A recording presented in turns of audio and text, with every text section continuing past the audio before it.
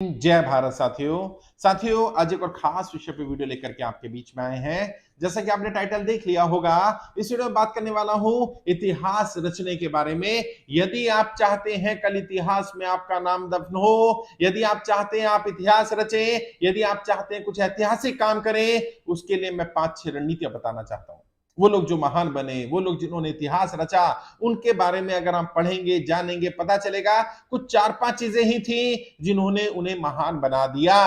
और कई लोग तो सिर्फ एक काम के कारण ही महान बन गए। महानता पाने के लिए बहुत सारे काम बहुत बढ़िया करने की जरूरत नहीं है, लेकिन किसी एक काम को परफेक्ट तरीके से किया जा सकता है। तो इतिहास रचना चाहते तो पहली रणनीति यही है, जो काम करिए उसको इतनी परफेक्ट तरीके से करिए, इतना रम जाइए उसमें कि जब भी उस फील्ड का नाम लिया जाए, जब भी उस काम का नाम लिया जाए, सबसे पहले आपका नाम आए। आप उस फील्ड में नंबर 1 पर पहचाने जाने चाहिए, आपकी पहचान नंबर 1 की होनी चाहिए। देखिए ना, वर्तमान में जिन्हें भी आप इतिहास रचने वाला मानते हैं, या पास्ट में देख लीजिए, या भविष्य में जो लोग इतिहास रचने वाले हैं उनके बारे में पढ़ लीजिए, वही लोग इतिहास रचेंगे जिन्होंने किसी एक काम में बहुत ज्यादा परफेक्शन हासिल कर लिया होगा, जो अपने काम के महारथी बन गए होंगे, जिन्होंने अपने काम में इतना बड़ा नाम कमा लिया होगा कि जब जब उस फील्ड की बात होगी, उनके नाम लिए बिना वो फील्ड अधूरा रहने वाला है। और उन्होंने प्रयास किया कि वो अपने फील्ड में नंबर 1 बने, सबसे टॉप पर पहुंचे। और उसके लिए क्या करना है? सबसे बेस्ट तरीका है, जब आप जो भी काम कर रहे हो उसमें पूरी तरह रम जाइए। जो स्वामी विवेकानंद जी ने कहा, किसी एक सपने को चुनो, उसी में रम जाओ, उसी को जियो, उसी को खाओ, उसी को पियो, सोते जागते उठते बैठते बस वही सपना, और आप देखोगे आप इतिहास रच दोगे, आप देखोगे आपका सपना पूरा हो जाएगा। एक काम को लगातार करना। प्रॉब्लम क्या है? लोग 15 वर्ष में 15 अलग अलग काम कर रहे हैं और किसी एक काम में भी उनकी पहचान नहीं बन रही, किसी एक काम में भी वो अपना नाम नहीं कमा पा रहे। और जो लोग 15 वर्ष, 20 वर्ष, 25 वर्ष, 30 वर्ष लगातार एक काम करते रहते हैं, उसमें परफेक्शन आ जाती है। और यदि कोई अब आपको बीट भी करना चाहेगा तो उसे भी वो 10, 15, 20 वर्ष लगाने पड़ेंगे जो समय आपने लगाया।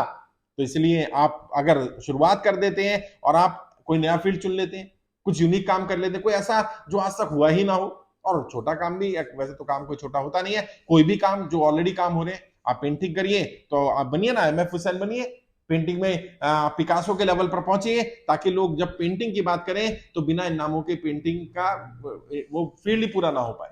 भले ही आप उनकी पेंटिंग से सहमत है कि नहीं है, उनकी आइडियोलॉजी से सहमत है कि नहीं है, लेकिन पेंटिंग के मामले में जब जब पेंटिंग इंडस्ट्री की बात होगी, इनका नाम लिया ही जाएगा। अगर आप राइटिंग की बात करते हैं तो बढ़िया राइटर बनने की कोशिश करिए, अगर आप एक्टिंग की बात करते हैं तो बढ़िया एक्टर बनने की कोशिश करिए, अगर पॉलिटिकल की बात करते हैं तो बढ़िया पॉलिटिशियन बनने की कोशिश करिए।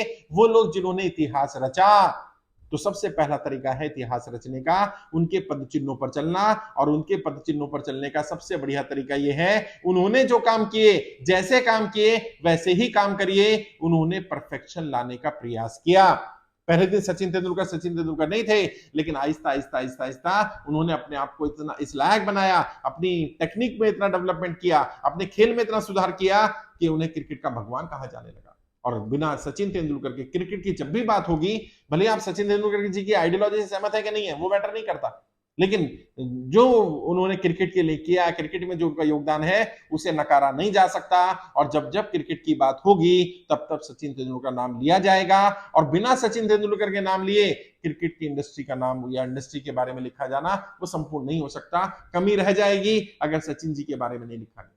ऐसी राजनीति के बारे में, जिन लोगों ने राजनीति में इतिहास रचा, पंडित जवाहरलाल नेहरू जी के बारे में, इंदिरा गांधी जी के बारे में, वर्तमान प्रधानमंत्री नरेंद्र मोदी जी के बारे में, आप आइडियोलॉजी से सहमत है कि नहीं है, फर्क नहीं पड़ता, लेकिन जब जब राजनीति की, भारत की राजनीति की बात होगी, इन नामों का जिक्र आएगा ही आएगा।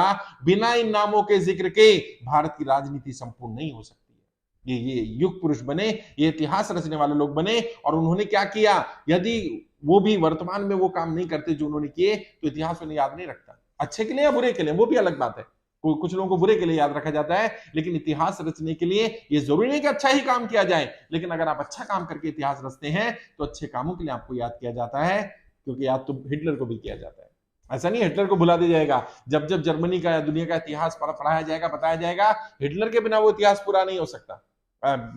इतिहास तो उन लोगों को भी हिस्ट्री में पढ़ाया जाता है जो लुटेरे थे, वो जिन्होंने अत्याचार किए उन्हें भी पढ़ाया जाता है, वो भी इतिहास का पाठ है, उन्होंने भी इतिहास रचा है, लेकिन उनको नकारात्मकता से पढ़ाया जाता है या उनकी छवि नकारात्मक बनती है। अच्छे काम करके जिन लोगों ने काम किया, नाम कमाया, जो इतिहास में नाम अच्छे काम के वजह से है, उन्हें फिर याद रखा जाता है अच्छे काम के लिए। आप तय कर लीजिए आपको अच्छे काम के लिए या बुरे काम के लिए, लेकिन जिस फील्ड में भी अगर बदमाशी में जाना है तो फिर दाऊद इब्राहिम बनिए, नाम कमाइए, ताकि लोगों को पता चले कि उस इंडस्ट्री के बारे में अगर बात होगी तो बिना इसके बात नहीं होगी, उसका नाम आएगा ही आएगा। तो जो भी फील्ड में आप काम करना चाहते हैं, इतिहास रचना चाहते हैं, वो आप तय करिए। यदि इतिहास रचना है तो परफेक्शन लाना पड़ेगा अपने फील्ड में, अपने फील्ड के टॉप पर पहुंचना पड़ेगा, या कम से कम इतनी तो महारत हासिल करनी पड़ेगी कि जब जब आपके फील्ड की बात हो तब तब आपका नाम लिए बिना वो फील्ड पूरा ना हो पाए, वो फील्ड का जिक्र पूरा ना हो पाए जब जब आपका नाम ना आ जाए। दूसरा, इतिहास रचने के लिए क्या कर सकते हैं, दूसरी रणनीति बहुत सारे लोगों ने यह भी अपनाया। क्या? इतिहास रचने के लिए उन्होंने साधारण काम को असाधारण ढंग से किया।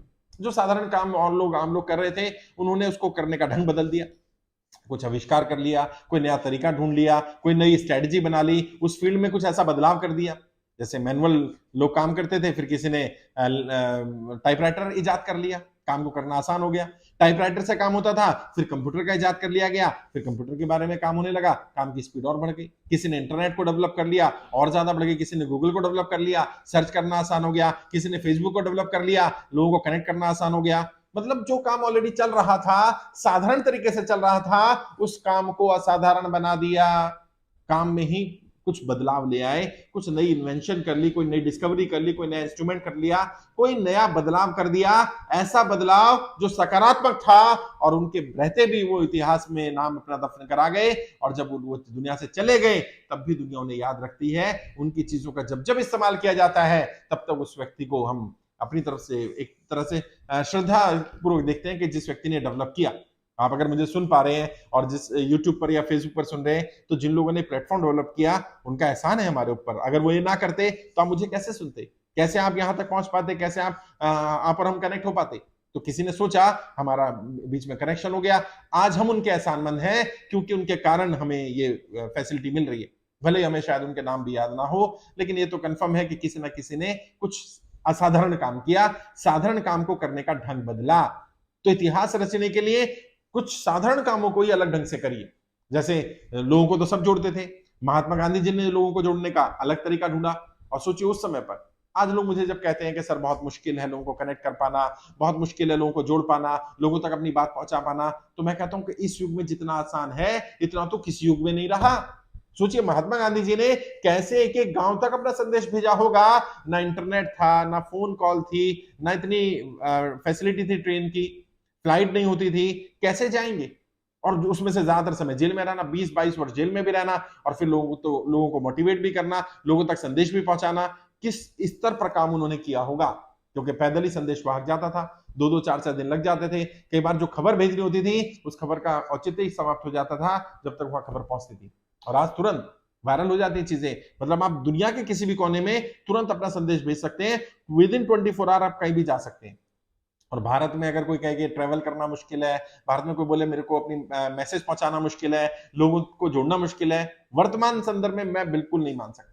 लोग कहते हैं लोगों के पास समय नहीं है, नहीं ऐसा नहीं है, समय नहीं है, लोगों के पास समय है। लोग आपको क्यों दे समय, उसके लिए आपको रणनीति बनानी पड़ेगी। लेकिन इतिहास रचने के लिए महात्मा गांधी जी ने क्या किया, उन्होंने उसी साधारण काम को, लोगों को जोड़ने काम को असाधारण बना दिया।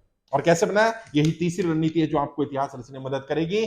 जब भी जहां समस्या हुई, महात्मा गांधी जी वहां पहुंच गए। और महात्मा गांधी जी नहीं, आप दुनिया के लोगों को देख लीजिए, नेल्सन मंडेला जी को देख लीजिए, जहां समस्या हुई वहां वो पहुंच गए और अपने लिए नहीं लड़ाई नहीं लड़ी, निस्वार्थ भाव से काम किया। जो आज भी देश में जगह जगह आप देखेंगे धरने प्रदर्शन हो रहे होते हैं। आपके यहाँ पे कोई जगह होगी, दिल्ली में जंतर मंतर है, रामलीला मैदान, और भी कई जगह जहां पर लोग धरना प्रदर्शन करने आते रहते हैं, अपनी मांगों के लिए आते रहते हैं, ज्ञापन देने आते रहते हैं, वहां पर प्रदर्शन करने आते रहते हैं। हर देश के राज्य में कोई ना कोई ऐसी जगह होती है।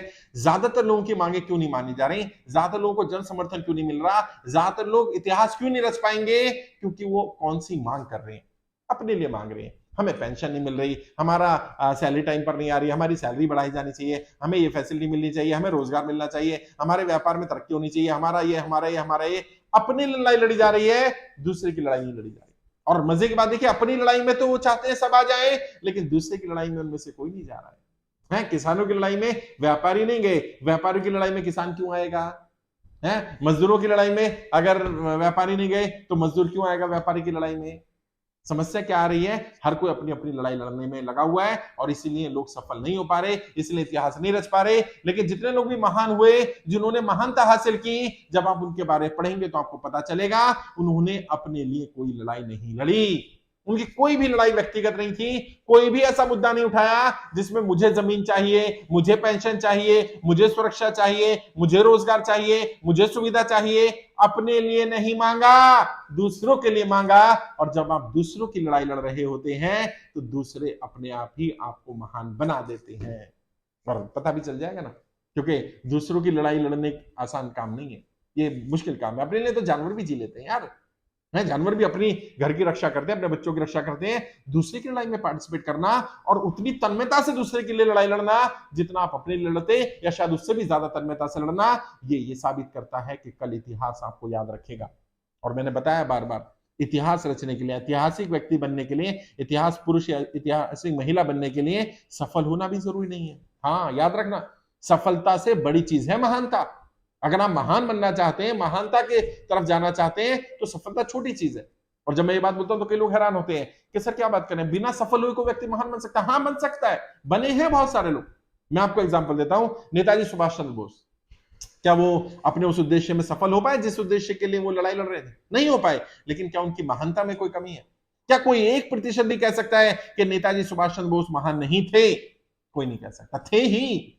या और एग्जांपल ले लीजिए, शहीद आजम भगत सिंह, जिस उद्देश्य से शहीद आजम भगत सिंह फांसी पर चढ़े, वो उद्देश्य पूरा नहीं हो गया था। वो आजादी की लड़ाई लड़ रहे थे और उन्हें पता था मेरी फांसी के बाद भी देश को आजादी नहीं मिलने वाली है, लेकिन वो सफल तो नहीं हो पाए। बट उनकी महानता में कोई कमी है, ये कोई नहीं बोल सकता। 1% भी कोई ये नहीं कह सकता कि शहीद आजम भगत सिंह की महानता में कोई कमी रह गई ना। तो इसलिए सफलता से बड़ी चीज है महानता। अगर आप इतिहास में नाम दफन कराना चाहते हैं इतिहास आपको याद रखे, इतिहास में आपको पढ़ाया जाए, आपके बारे में चर्चा की जाए, तो सफलता तो बहुत छोटी चीज हो जाएगी। सफलता से बड़ी चीज के लिए प्रयास करना, और वो महानता है। और आपका उद्देश्य महान होना नहीं होना चाहिए। आपका उद्देश्य क्या होना चाहिए? मैं इस मुद्दे पर काम कर रहा हूं और इस मुद्दे को मुझे अंजाम तक पहुंचाना है, चाहे इसको अंजाम तक पहुंचाने से पहले मेरी जान ही चली जाए। परवाह मत करना, हाँ परवाह मत करना, क्योंकि इतिहास ऐसे लोगों को याद रखता है जिन्होंने अपनी जान गंवा दी। इतिहास भागने वालों को, कायर डरपोक लोगों को कभी इतिहास याद नहीं रखता। उनको अगर याद भी किया जाता है तो नकारात्मकता के साथ, कोई उनका नाम नहीं रखना चाहता। और इतिहास में जितने भी लोग महान बने ना, उनकी महानता के पीछे के कारणों को जब जानेंगे तो पता चलेगा एक बड़ा कारण ये रहा, वो दूसरों की लड़ाई लड़ रहे थे। एक और महानता या इतिहास में नाम दफन कराने के लिए एक और काम किया जा सकता है, एक और रणनीति का इस्तेमाल किया जा सकता है। क्या? जब भी आप किसी उद्देश्य के लिए काम कर रहे हो, उस उद्देश्य की पूर्ति के लिए काम कर रहे हो, उस उद्देश्य के बारे में अपनी पूरी रणनीति तैयार करके जाएं, और कुछ ऐसी रणनीतियां बता करके जाएं, कुछ ऐसा लिख करके जाएं, कुछ ऐसा बोल करके जाएं जो आपके बाद भी देखा जा सके। अगर वाकई चाहते हो इतिहास तुम्हें याद रखे, तो वर्तमान में कुछ ऐसा करो जिस पर कुछ लिखा जा सके, कुछ ऐसा लिख दो जो पढ़ा जा सके, कुछ ऐसा बना दो जो देखा जा सके, कुछ ऐसा वर्तमान में कर जाओ कि कल इतिहास तुम्हें याद रखे। क्योंकि यदि चाहते हो इतिहास में नाम दफन हो जाए, तो वर्तमान में ऐतिहासिक काम करो। साधारण काम करने वालों का इतिहास नहीं लिखा जाता। और ज्यादा 90%, 95%, 98, 99% लोग साधारण लोग हैं। वो सोचते काम तो साधारण करें, नाम असाधारण हो जाए। अपने बच्चों से उम्मीद करते हैं, अपने परिवार वालों से उम्मीद करते हैं, मेरे नाम पर कोई जगह का नाम रख दिया जाए, मेरे नाम पर कोई सड़क बना दी जाए, मेरे नाम पर कोई बिल्डिंग बना दी जाए। ऐसे थोड़ी ना इतिहास में नाम होता है। इतिहास में नाम आपके बच्चे आपको याद रखें तो सबके बच्चे याद रखते हैं अपने माता पिता को, अपने दादा दादी को, अपने पूर्वजों को। लेकिन जमाना याद रखे आपको उस क्षेत्र की जनता याद रखे, उस एरिया के लोग याद रखे। कुछ तो ऐसा बनाइए, है दशरथ मांझी जैसा काम करिए ना, पहाड़ काट के रास्ता बना देना छेनी हथौड़े से। तो वो दशरथ मांझी आज नहीं है दुनिया में, लेकिन उन्होंने जो बनाया वो अजूबा वो आज भी है, और उस रोड का नाम ही दशरथ मांझी रोड रख दिया गया। क्यों? क्योंकि उन्होंने ऐसा ऐतिहासिक काम किया। आप करिए ऐसा ऐतिहासिक काम, है अंग्रेजों से लड़ते लड़ते अपने आप को गोली मार लेना, लेकिन गुलामी स्वीकार न करना। चंद्रशेखर आजाद जैसे व्यक्ति बनिए, तो उस पार्क का नाम, जिस पार्क में गोली मारी गई, उनका नाम चंद्रशेखर आजाद के नाम पर, और न जाने कितनी बिल्डिंग, कितने पार्कों के नाम। उनके परिवार ने वालों ने नहीं रखे, सरकारों ने रखे, नेताओं ने रखे, और आज भी नेता उन्हें नतमस्तक करते हैं, जाते हैं वहां पर। क्यों? क्योंकि उन्होंने इतिहास रचा है, उन्होंने अपने लिए लड़ाई ना लड़ करके ऐतिहासिक काम करने का फैसला किया, औरों से अलग हट करके काम करने का फैसला किया। और इतिहास में नाम, मैंने कहा ना, नकारात्मकता से भी आ सकता है, नकारात्मक काम करके भी आप ला सकते हैं। नाथूराम गोडसे को भी तो याद किया जाता है ना, इतिहास में नाम है उसका, जबकि उन्होंने गलत काम किया, गांधी जी को गोली मारना, जबकि अगर गोली मारनी ही थी, नफरत ही थी, तो जिन्ना को गोली मार देते। और कई चाटुकार लोग बोलते हैं कि नहीं, वो जिन्ना को मारना चाहते थे, लियाकत अली को मारना चाहते थे, इनको मारना चाहते थे, वो उसमें सफल नहीं हो पाए। अरे भाई, गांधी जी पर 6 अटेम्प्ट किए थे, 6 अटेम्प्ट। जब पहली बार छुरा लेकर गांधी जी के पीछे भागे थे, वो अटेम्प्ट गांधी जी की हत्या से 10 वर्ष पहले का था। तब से क्यों नहीं ट्राई किया? गांधी जी को तो 6 बार मारने का प्रयास किया, इनको एक बार भी मारने का प्रयास नहीं किया।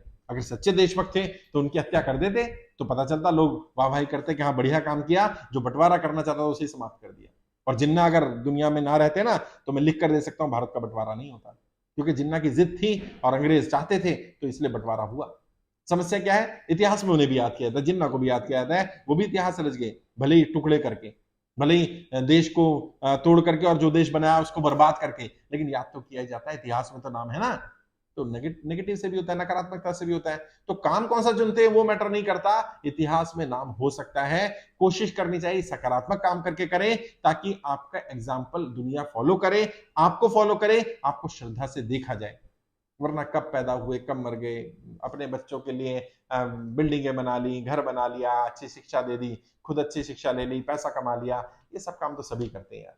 इससे अलग हटके ये भी करते रहिए, मैं ये नहीं कह रहा हूं कि सब घर बार छोड़ दो, परिवार छोड़ दो, सब छोड़ दो, लेकिन इसके अलावा कुछ ऐसा करना जो औरों से अलग हटके हो, तब शायद इतिहास में आपका नाम आ पाएगा, और तब आपको भी गर्व होगा, और जो आपके साथ जुड़े लोग होंगे उन्हें भी गर्व होगा, उन्हें भी एहसास होगा, उनके परिवार को एहसास होगा कि हम ऐतिहासिक व्यक्ति के साथ, ऐतिहासिक महिला पुरुष के साथ जुड़े थे, और वो फिर आपके बारे में, आपके परिवार के बारे में, या उनका परिवार उनके बारे में, आपके बारे में कहानियां किससे बनाएगा, लिखेगा, इतिहास में याद रखा जाएगा। भविष्य में नई पीढ़ियां आती रहेंगी और आपको याद करते रहेंगी, आपका नाम होता रहेगा। लेकिन आपका उद्देश्य सिर्फ नाम कमाना, इतिहास रचना नहीं होना चाहिए। आपका उद्देश्य किसी काम को लेना और फिर उसे अंजाम तक पहुंचाना होना चाहिए, अंत तक प्रयास करना होना चाहिए। यदि अंत तक प्रयास करेंगे तो यकीन मानिए आप इतिहास जरूर रचेंगे, आप ऐतिहासिक पुरुष या ऐतिहासिक महिला जरूर बन पाएंगे।